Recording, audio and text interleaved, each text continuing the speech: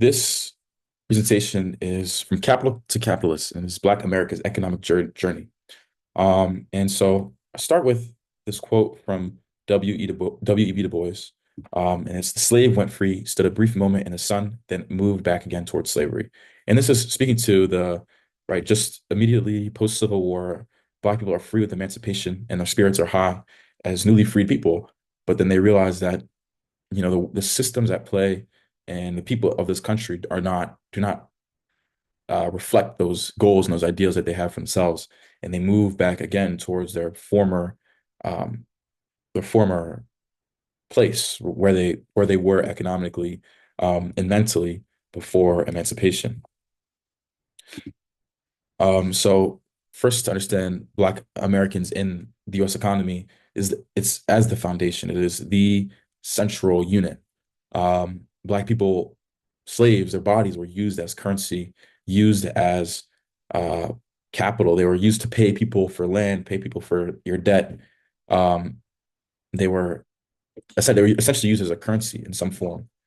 And then even when Black people were free, when they were finally able to achieve freedom, whether it was they escaped or was whether it was uh, emancipation and post-Civil War, they still were unable to reap the benefits of their labor because they're still beholden to uh, the powers that be, essentially. And right when we go back to the Revolutionary War, it's full of these liberal values of freedom and manifest destiny, and that this is the proper way for humans to live is by choosing your own path, and that's how you achieve human thriving. And so the justification for slavery was essentially saying that slaves weren't really fully humans; they were uh, a lesser being, and so they deserved less in life. So with emancipation and the end of the Civil War, Black people obviously are freed. Slaves are freed from their masters, and but the government fails to deal with the newly freed population. They fail to redistribute the wealth in the land. It's always said like Black people were promised 40 acres and a mule, but they did not get what they were deserved. Um, and a lot of the plans, as government changes and as opinions change throughout the country, Black people, um, right, the progress that was being fought for is then fought against, and it's a reaction to Black people getting their freedom. And after the 14th Amendment, we eventually see that the Equal Protections Act within the 14th Amendment is rolled back, and it ends up, and the Supreme Court gives more power to states, um, which is harmful for Black people, specifically living in the South, because the attitude in those states among the white people and among the ruling class was that Black people did not really deserve to be free and that they shouldn't be free. So they enacted laws and legislation that kept Black people in a state where they were never really free. And with that, Ta-Nehisi Coates has this quote: "They made us into a race, and we made ourselves into a people." And it kind of takes this idea like all these Black people, Black Americans, were taken from this one place as they were all diverse. They didn't speak the same languages, didn't have the same ethnicity, didn't have the same cultural practices. They were brought to this land, brought, sold. It's more. It wasn't just they were taken, but they were made into slaves, made into a race in this land, the race of Black people, and we made ourselves into a people by establishing a culture and coalescing during the time during while they were being terrorized, essentially. And so post Civil War, Black people had to build from nothing. They were big. They were going from literally they were going from capital to capitalists and being a part of the system, being a thing in the system, to now being to trying to harness the system to work for themselves. And so Black people knew that banks and really just the idea of lending money um, it's essential to building capital and building a community. So with that, they churches um, usually churches form mutual aid societies, which which is a way to lend wealth in the community and build the communities that primarily went through churches. Um, After Reconstruction, moving into the 20th century and the end of the 1800s was the Great Migration, the Harlem Renaissance, and the golden age of Black business.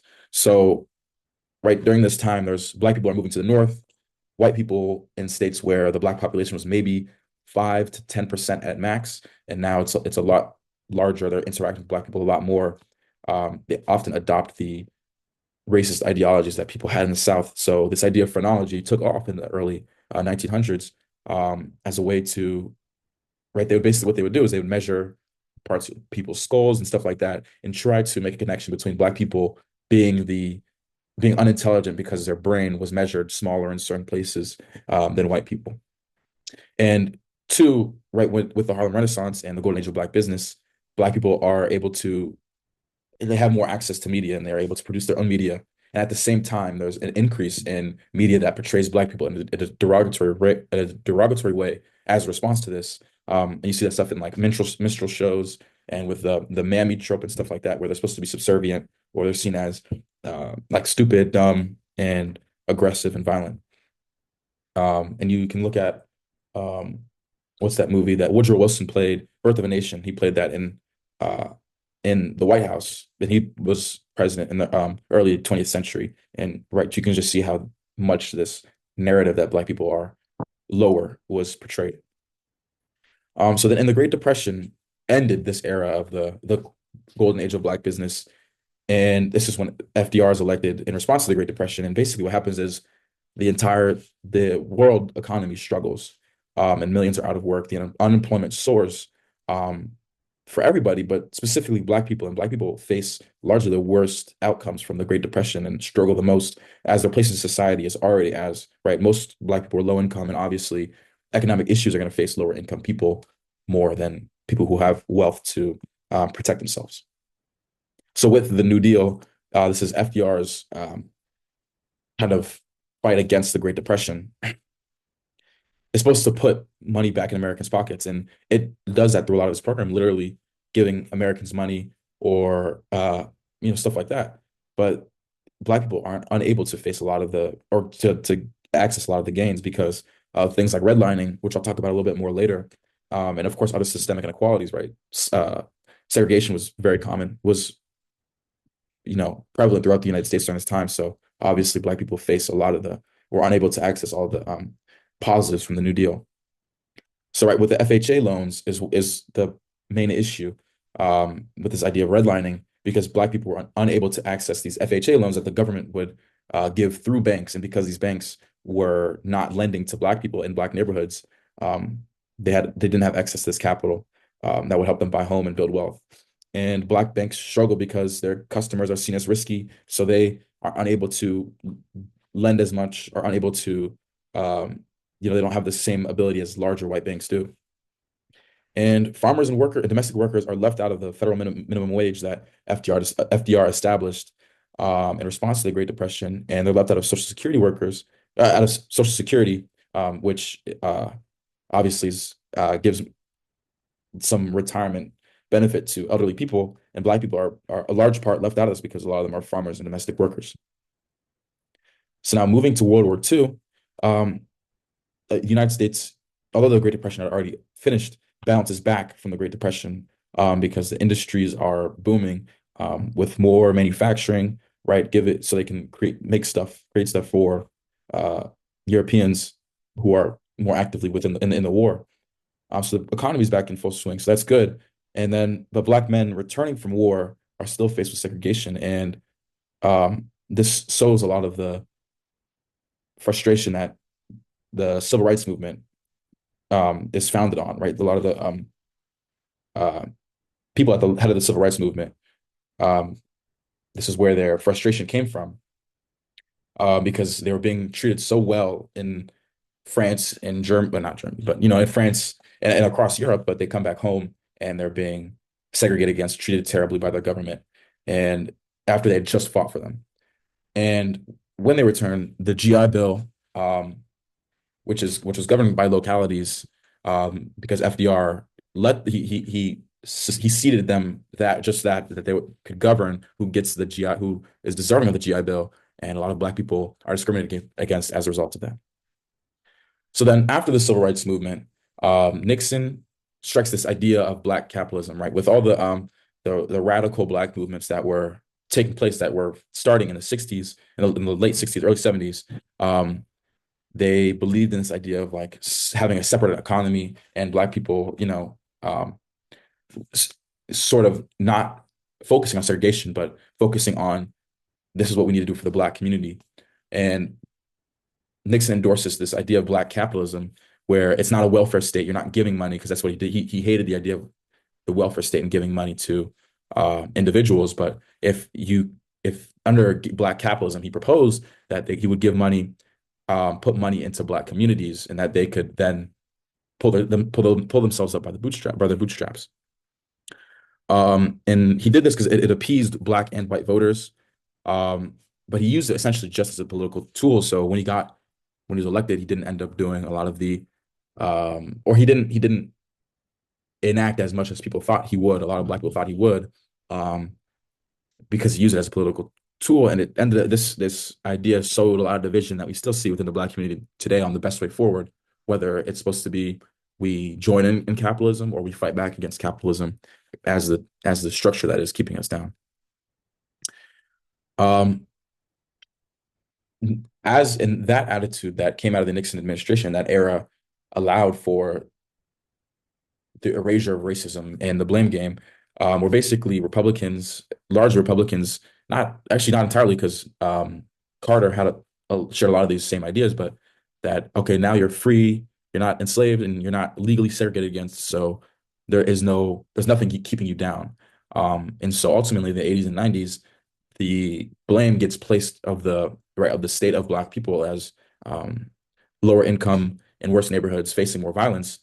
It's the blame game, and people blame that on Black people and say it's your fault. So now you need to correct it. And it's the same idea with Black capitalism, because then it puts the control is in your hands, and you're just not doing the right thing with it. It's essentially what they're saying. When in reality, it's 300 at this point, 300 something years of slavery and segregation. But no, it's your fault. And then we move into neoliberalism, which is sort of the idea of trickle down economics that Reagan um, promoted heavily, which is this idea that if you give tax cuts and opportunities to the wealthy, that um, those goods, those whatever, will trickle down and trickle out to the rest of the economy, so that people will then get those opportunities. And what we have seen is that it didn't actually happen. What went along with this was deregulation, in which allowed banks to grow exponentially. So they were now able to buy up smaller banks, um, and they acquired many institutions, many financial institutions, and they were growing into different sectors. So it wasn't just banking, but financial advising, all this stuff. So now banks have grown and they're huge today, right? That wasn't the case 30 years ago. There were a lot more small local banks. And despite investment in local Black banks from the government, from a lot of the agencies that were created during the Nixon administration with Black capitalism and through Clinton, but it wasn't enough. So these Black banks still struggled, like very struggled a lot, and yeah, it was unfair practices that these big banks had, and it crushed smaller banks and hurt specifically Black banks. So now, ignoring the problem, Black people are still the most segregated people in America, and they have, like I said, they have limited access to everything basically. It's limited access to education, limited access to capital, to banking, to right to everything. And part of the right during the 2008 financial crisis, which came as a result of a lot of this deregulation, was 93% of bank closings occurred in low income communities. And who makes up low income communities in a lot of cities is Black people. And today we see that Black people are still struggling in huge numbers, although has improved dramatically since the civil rights era. There are still a lot of areas where Black people are struggling and have not seen a lot since the civil rights era.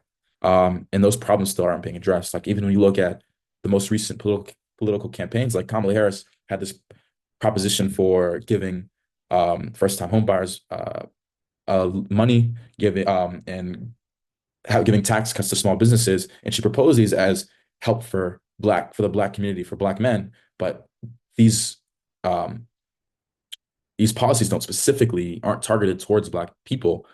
So we're still in this state of the American government and American politicians are not taking responsibility for the hundreds of years of discrimination that Black people have faced. Thank you for listening. That's all.